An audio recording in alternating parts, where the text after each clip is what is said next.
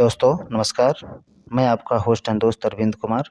आज की तारीख है 17 मार्च 2023 और मैं आपके लिए लेकर आया हूं आज की समसामयिक घटनाक्रम पर आधारित प्रश्न। आज के डेट में जितने भी प्रश्न बनेंगे सभी की हम लोग विस्तार से चर्चा करेंगे। अगर आप किसी भी स्टेट परीक्षा या सेंट्रल लेवल की परीक्षा की तैयारी कर रहे हैं जिसमें करंट अफेयर के प्रश्न पूछे जाते हैं तो यह वीडियो निश्चित ही आपके लिए लाभदायक साबित होगा। वीडियो पसंद आए तो लाइक कीजिए, सब्सक्राइब कीजिए और अपने दोस्तों के साथ शेयर कीजिए। चलिए शुरू करते हैं आज का पहला प्रश्न। पहला प्रश्न है, पनडुब्बी रोधी युद्ध अभ्यास सी ड्रैगन 23 का तीसरा संस्करण कहाँ शुरू किया गया है?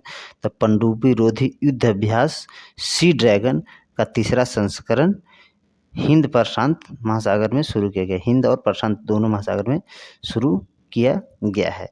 ठीक है, यह क्या है कि यह अमेरिकी नौसेना के नेतृत्व में किया जा रहा एक बहुराष्ट्रीय अभ्यास है। बहुराष्ट्रीय अभ्यास का मतलब एक से अधिक देश इसमें शामिल होते हैं। इसका मुख्य उद्देश्य हिंद प्रशांत क्षेत्र को खुला और समावेशी विकास के लिए प्रतिबद्ध करना है। ठीक है,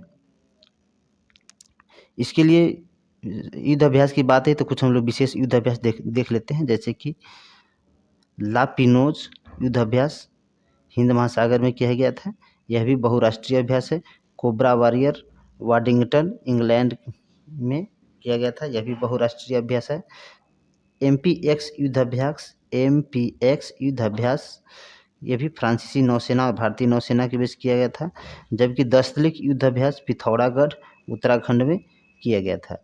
जब अमेरिका के नेतृत्व की बात आई तो अमेरिका के बारे में हम थोड़ा सा कुछ लोग देख लेते हैं। अमेरिका के राष्ट्रपति है जो बाइडेन। ठीक है, जबकि उसके उपराष्ट्रपति है भारत मुल्की कमला हैरिस। राजधानी है वाशिंगटन। ठीक है, भारत और अमेरिका को अलग करने वाली जो एक रेखा है उन्हें क्या कहते हैं? 49 डिग्री पैनल कहते हैं। ठीक है, भारत और अमेरिका और कनाडा की सीमा रेखा पर लगभग कुछ झील है जो महत्वपूर्ण है, बार बार प्रश्न में आते हैं, उन्हें भी देख लीजिए। सुपीरियर, मिशिगन, यूरन, ईरी और ओंटारियो है।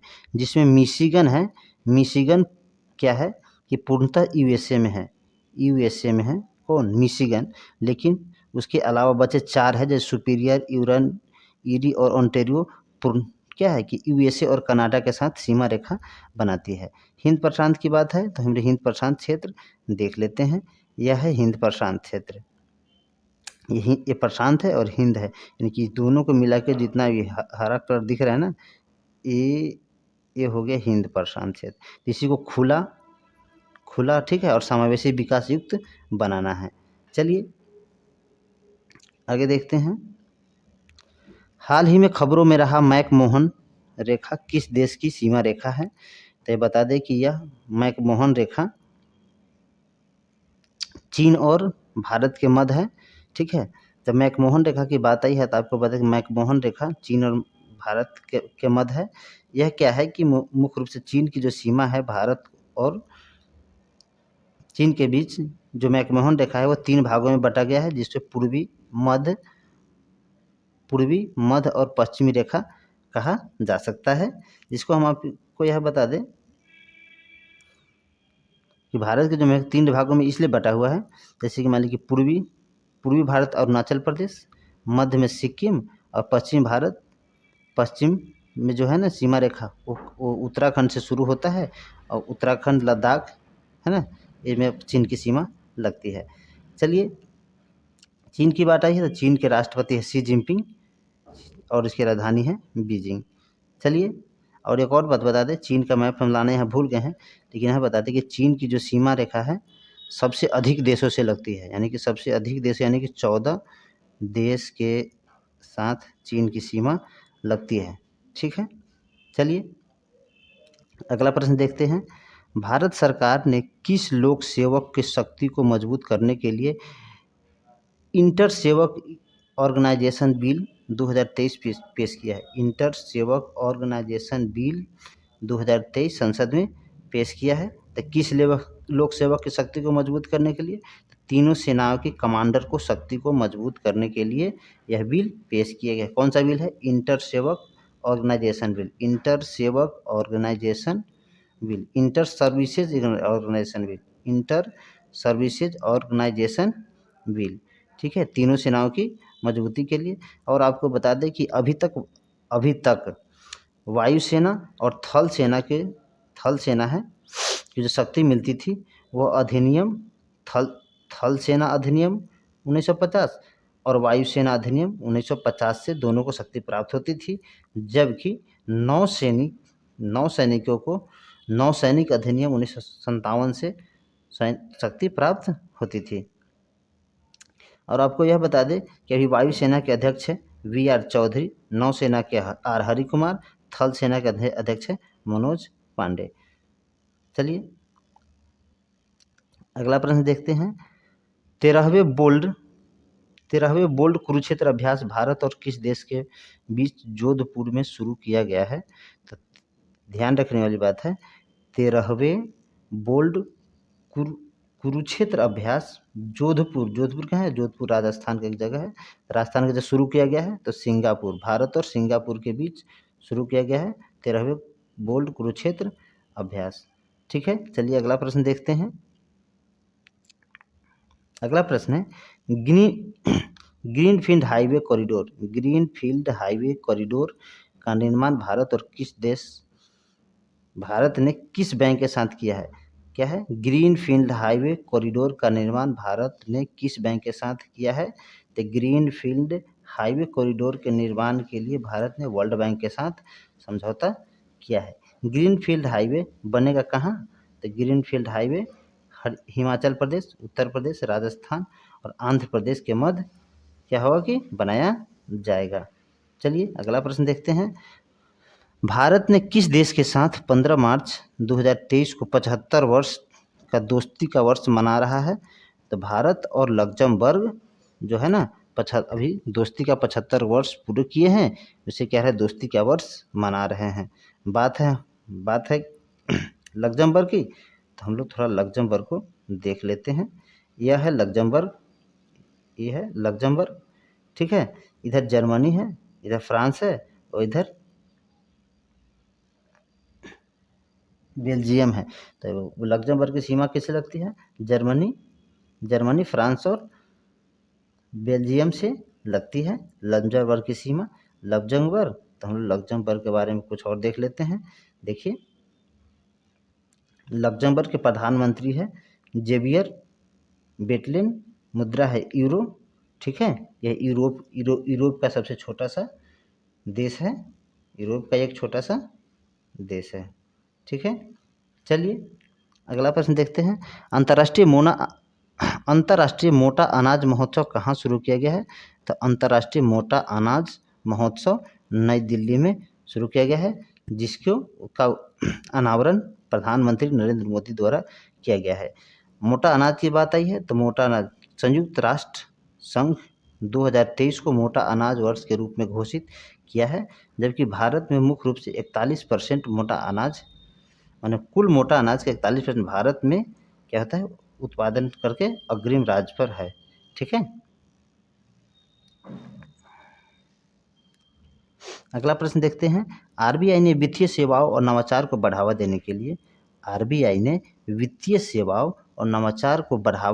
लिए किस बैंक के केंद्रीय बैंक के साथ समझौता किया है? तो क्या है? ये यूएई के बैंक से। तो आरबीआई ने वित्तीय सेवाओं और नवाचार को बढ़ावा देने के लिए यूएई के केंद्रीय बैंक के साथ समझौता किया है, जिसमें क्या होगा कि डिजिटल करेंसी की जांच की जाएगी। इससे क्या होगा? डिजिटल करेंसी की जांच करेगी दोनों देश मिलके, और क्या करेगी? वित्तीय सेवाओं को मजबूत करेगी।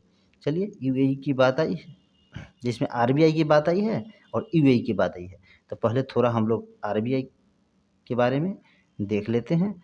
आरबीआई भारतीय रिजर्व बैंक अधिनियम 1934 के माध्यम से आरबीआई की स्थापना 1 अप्रैल 1935 को शुरू किया गया था, जबकि इसका राष्ट्रीयकरण 1949 को किया गया था।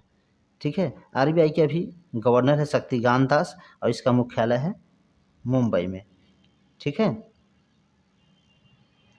यूएई की बात आई है, यूएई देख लीजिए।